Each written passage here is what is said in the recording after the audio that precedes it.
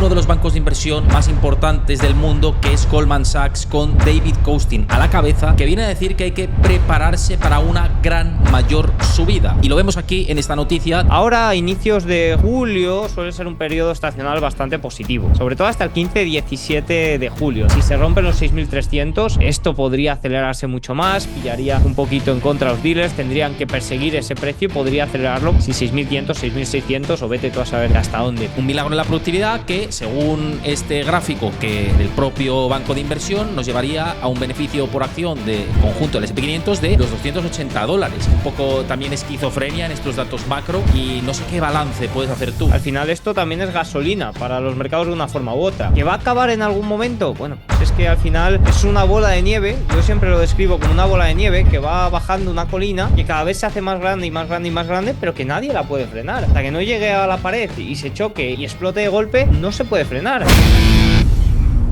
Muy buenas a todos, ¿cómo estáis? Por aquí un placer tener a mi amigo Diego Puertas con todos los acontecimientos de la economía que hemos tenido nuevos y con algunas modificaciones de los precios objetivos, en este caso de Goldman Sachs con su estratega jefe David Kostin a la cabeza, para ver la evolución de la bolsa y si hay un recorrido más fuertemente al alza o no. Así que un placer, Diego, como siempre, tenerte por aquí por el canal, que ya tocaba, así que encantado de hablar contigo. Un placer, Héctor, pasarme por aquí y repasar un poquito los puntos caldentes del mercado de la economía, que la verdad que hay bastantes en este momento. Totalmente, hay muchas cosas que comentar y yo creo que durante el mes de julio, finales y agosto vamos a tener mucha materia, mucha chicha. Ahora parece que estamos ahí como en una calma tensa o veremos en qué acaba, pero seguramente pivotemos, ¿no? Antes de nada, a los que nos estéis viendo, la mejor manera de que apoyéis estas charlas es que dejéis vuestro like, que tardáis nada en hacerlo, siempre lo digo, pero es verdad que, joder, mucha gente tiene desidia y dejad vuestro like, comentad qué os parece, si estáis o no estáis de acuerdo, siempre desde la educación, ahí abajo en la caja de comentarios, y suscribiros al canal, al mío y al de Diego Puertas, que lo dejaremos en la descripción del vídeo para que os podáis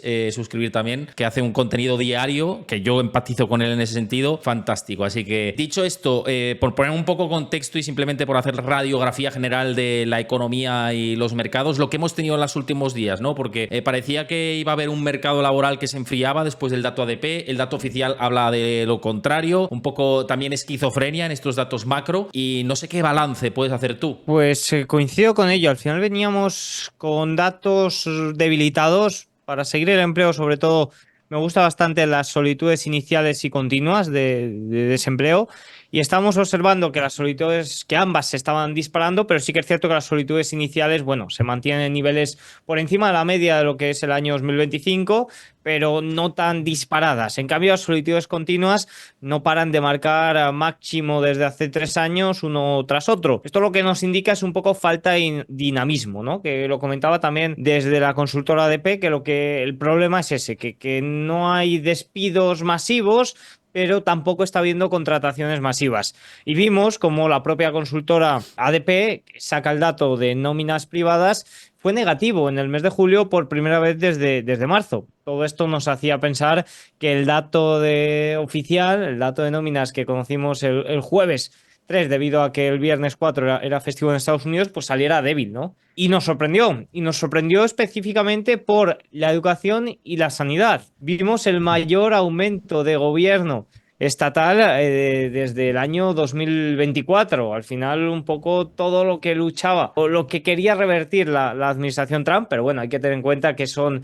relacionados con educación especialmente, sanidad también tuvo un buen empuje y los federales sí que es cierto que corrigieron. Por tanto, sí que es cierto que yo empatizo también con la administración Trump y sé que no pueden llevar a cabo los objetivos de recorte de déficit y de cambio de empleo tan rápido. Claro, el asunto aquí es el viraje de timón tan fuerte que hemos tenido en pocos días. También hemos observado cómo se ha lanzado el nuevo paquete presupuestario, ¿no? El presupuesto, la Big Beautiful Bill de la administración Trump, en la que pues, se reduce en los impuestos y se aumenta el gasto. Y claro, este cóctel que podemos tener, no sé hasta qué punto por el mercado de momento se lo toma yo creo que bien por la parte yo creo que empresarial. Incluso las nuevas amenazas arancelarias tampoco están generando una mella descomunal. ¿El mercado, tú crees, el inversor ha perdido un poco la credibilidad sobre la administración actual? ¿No se lo toman en serio? Bueno, ahí entra un poco en juego ese taco trade, ¿no? El confiar en que Donald Trump siempre se va a echar atrás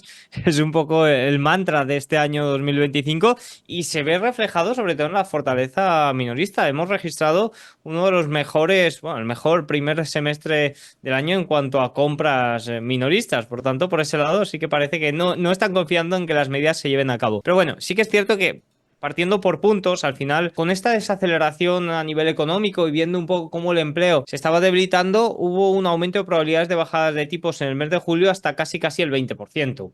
Era muy complicado ver una bajada en el mes de julio, pero bueno, sí que es cierto que un aumento pues provocaba que los rendimientos se vinieran abajo y que todo se empezara a descontar. Con esto hemos vuelto a pegar volantazo y ahora espera bajada de tipos en septiembre igual de antes, pero las probabilidades de julio se han desplomado por completo. Y claro, se ha aprobado la ley fiscal, una ley fiscal que ha puesto en contra a Elon Musk y que está haciendo un poco de nuevo sacar los trapos sucios de la administración, ¿no? Y vamos a ver cómo sigue. Al final hay que tener en cuenta que estamos en un periodo donde no hay guerras y el déficit fiscal a nivel no solo estadounidense, sino a nivel global es el mayor de un periodo tranquilo, ¿no? Al final esto también es gasolina para los mercados de una forma u otra.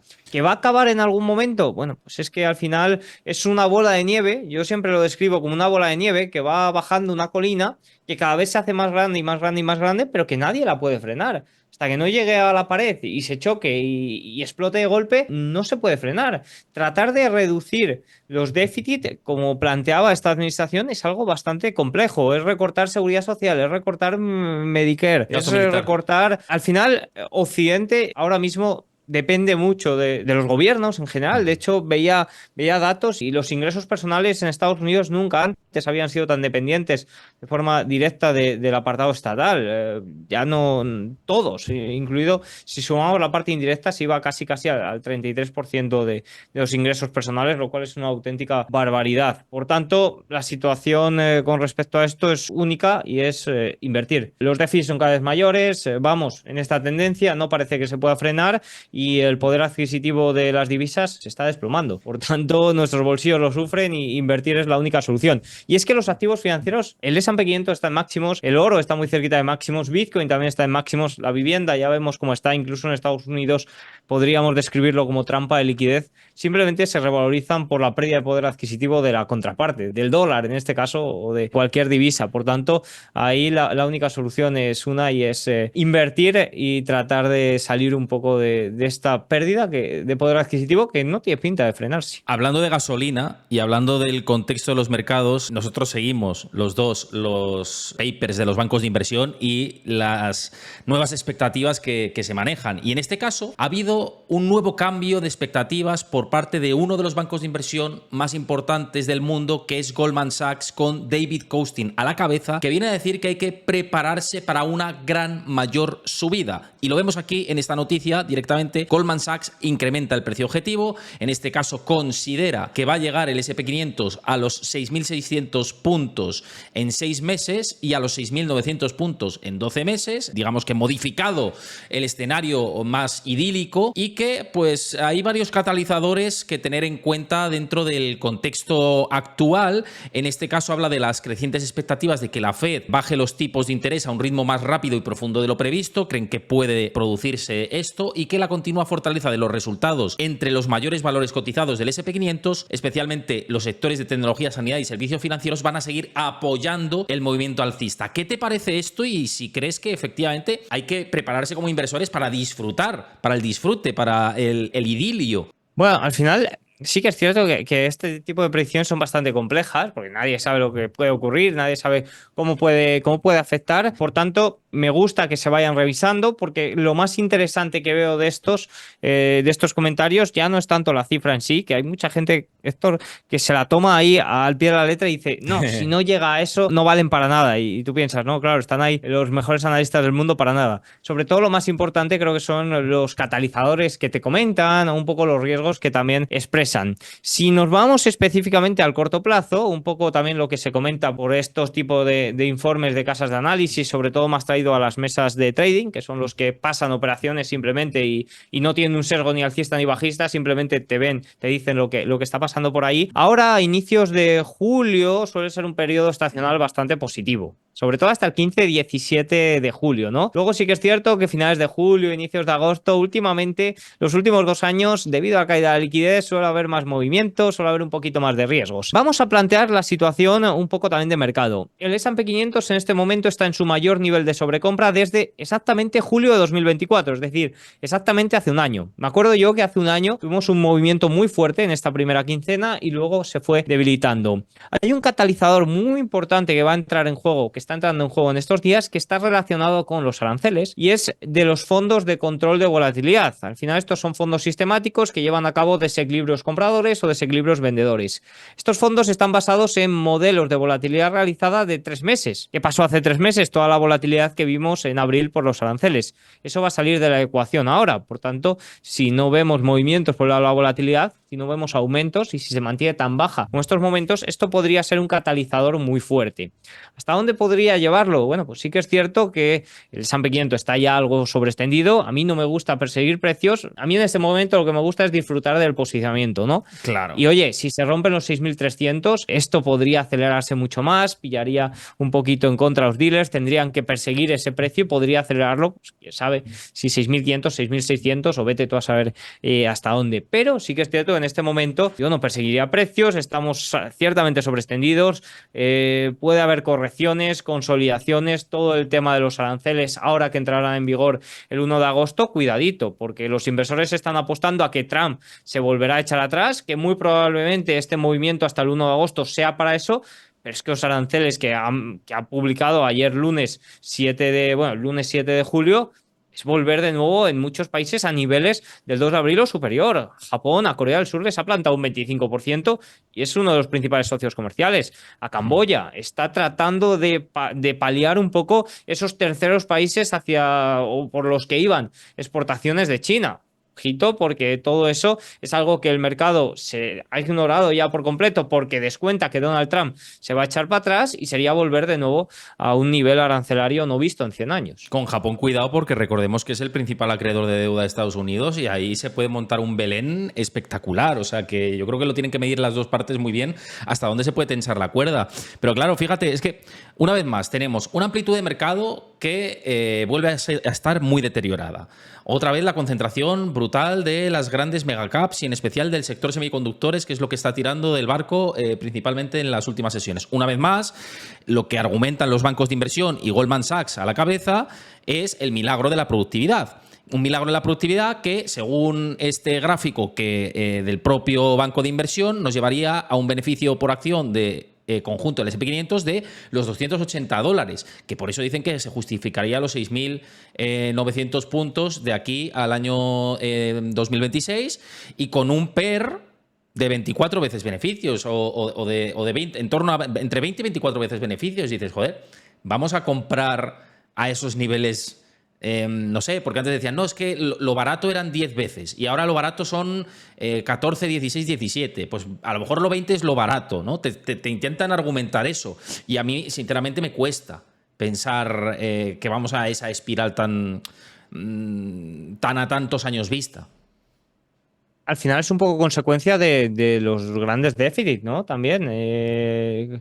Daniel Baeza dice mucho eso de que el value ha muerto y lo justifica sobre todo por ese comentario de que cada vez hay mayor déficit. Yo la verdad que en ese comentario de Daniel sí que estoy totalmente de acuerdo.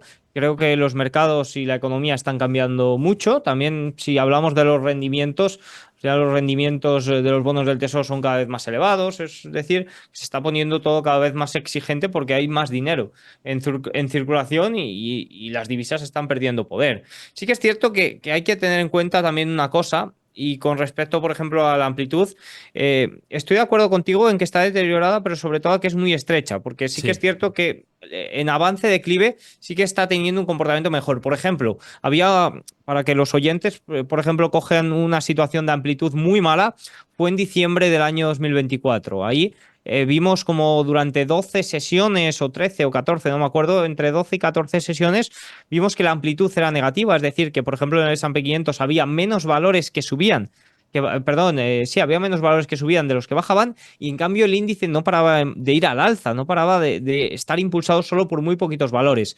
Ahora lo que estamos viendo es que es muy estrecha, sobre todo en cuanto a máximos, pero sí que es cierto que estamos viendo avances de forma generalizada. Lo estamos viendo, por ejemplo, con cierres de cortos, con el Russell 2000, que ha tenido un comportamiento también bastante positivo. Por tanto, la amplitud es muy estrecha, pero sí que es cierto que no deja de ser negativa, o que no deja de ser positiva.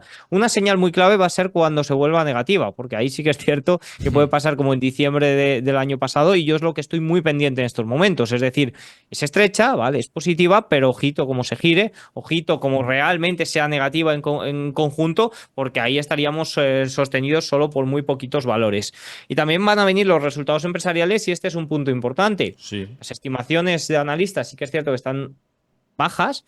Eso fue positivo, por ejemplo, el trimestre pasado porque se superaron con creces, pero vamos a ver a los siete magníficos porque van a desacelerar su crecimiento. Esto es un hecho. Vamos a ver cómo lo toleran también los analistas y los inversores a esta desaceleración, si ya está descontada o no, porque hemos vuelto a niveles máximos de nuevo. En anteriores resultados estábamos muy abajo y vino muy bien, porque oye, ya había bajo posicionamiento, pero ahora sí que es cierto que es un punto también a tener en cuenta y que puede actuar como catalizador o lastre para esta segunda mitad de año. Y a vigilar, ¿tú dirías que hay que poner especial foco ahora en el consumo? Te lo digo porque ya sabes que he vuelto de Estados Unidos, he podido ver que hay consumo, pero que es un consumo como muy deteriorado, mucha gente tirando de crédito. Yo, por ejemplo, que he estado en casinos, lo he comentado en varios vídeos, ¿no? Que veía gente haciendo la cola del crédito, para pedir crédito para ir a la ruleta. O sea, que es ya lo catastrófico. Eso siempre ha existido, pero ahora lo he visto más. Cuando fui en 2019 no lo vi tanto. Y veía que los restaurantes, que son de más upscale, siempre tenías que ir con reserva, y ahora casi sin reserva ibas, ¿no? Entonces ves que hay como cierto deterioro progresivo, como en el alambre, de una manera muy constante. Llevamos 4 años así y dices, joder, ¿y cuántos? Igual aguantamos otros 4 años más. El problema es que cuando eso salte por los aires será peor si aguantamos cada vez más, ¿no? No sé, da una sensación como muy extraña. Sí, al final el dato del Producto Interior Bruto del primer trimestre fue horroroso, y no fue horroroso por la balanza comercial, que eso ya lo sabíamos, sino por las revisiones tan débiles que ha habido del consumo. O sea, se ha desplomado totalmente, y ese es el factor clave a vigilar en los datos del segundo trimestre. Evidentemente, el dato del segundo trimestre va a salir positivo sí o sí por la balanza comercial, pero el punto más importante es el consumo, porque cuando se equilibre todo este tema de la balanza comercial es el consumo el 60-70% del dato y del crecimiento económico. El número de pluriempleados está en máximos. Al Sí. final hay que tener en cuenta que el mercado laboral está perdiendo dinamismo, está perdiendo calidad. El coste de vida es cada vez mayor, y eso sí que es cierto que se tiene que trasladar de una forma u otra al consumo. Ahora, evidentemente, ponerte corto del consumo con déficit como los que tenemos es complejo, ¿no? Y al final, siendo todo tan dependiente de la parte estatal, yo sí que es cierto que veía un gran riesgo en el consumo en caso de reducción del déficit. ¿Recuerdas que Besen se había planteado ese objetivo de reducir el déficit del 6% al 3% en estos 4 años? Y creo que para lograr eso sí que tenemos que ver un deterioro total del consumo, porque sería recortar partes muy importantes, no solo los intereses, sino seguridad social, Medicare y muchas ayudas, tanto directas como indirectas, que permiten al consumidor estadounidense mantenerse sólido. Por tanto, por ese lado, sí que es cierto que sigue siendo la principal bandera roja, y que estamos viendo, al menos con los datos que conocemos en este momento, una clara desaceleración, que no recesión del consumo, pero sí una clara desaceleración después de un dato muy sólido que conocimos durante todo el año 2024, impulsado como nunca antes por la parte estatal, todo se ha dicho. Es que la otra derivada, si no, sería recalentamiento de la inflación, ¿no? Porque dices, bueno, pues voy a tener un déficit estructural del 6%, pero presionando el consumo y presionando la posibilidad de que los precios suban, y más con la implementación de aranceles superiores a los que teníamos antes del 2 de abril. Entonces, de momento eso no se está viendo en los datos duros, es la realidad, ni se está viendo incremento supermasivo de la inflación, ni tampoco una desaceleración muy brusca. Estamos, como ya te digo, como un equilibrio raro, ¿no? Como en una fase como de transición, me da la sensación. Al final, yo he estado leyendo muchos informes de compañías y demás de cómo estaban tolerando tema aranceles, y algunas, bueno, algunas no, la mayoría lo están absorbiendo en todo lo posible. Al final todavía no se han alcanzado aranceles tremendamente elevados, como esos que se anunciaron el 2 de abril o el lunes 7 de julio, sino que estamos en esa fase del 10%. Y si esto se queda así, parece que son las compañías las que van a absorber márgenes en la medida de posible. Quizás Walmart o algunas más de consumo defensivo tengan que trasladarlo al consumidor de algún modo porque sus márgenes son muy pequeños, pero algunas compañías, como por ejemplo hablábamos de o leía un informe de los japoneses y de los vehículos japoneses, de cómo estaban absorbiendo el coste de los aranceles para tratar de competir contra otras marcas que lo que estén haciendo es trasladarlo a los consumidores. Entonces ahí pueden competir por precio en la economía estadounidense. Y sin duda va a ser muy interesante. De momento se observa que todo está siendo absorbido por las compañías. Veremos a ver si los márgenes pueden seguir haciéndolo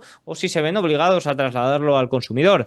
En ese caso, pues es cuando podemos ver alzas de los precios. Se dice que era ahora en junio cuando teníamos que verlo en los datos de inflación al consumidor. Veremos a ver si aparece o no. Evidentemente, la recaudación está ahí, el aumento de precios por el lado manufacturero está ahí, por tanto, alguien tiene que pagarlo. Si no se refleja en el consumidor y se refleja en el productor, sabemos que son los márgenes de las compañías los que lo están haciendo. Y también vamos a ver esto Pero en sí, los dos empresariales. fíjate, Diego, perdón que te corto, es que me parece muy interesante el análisis.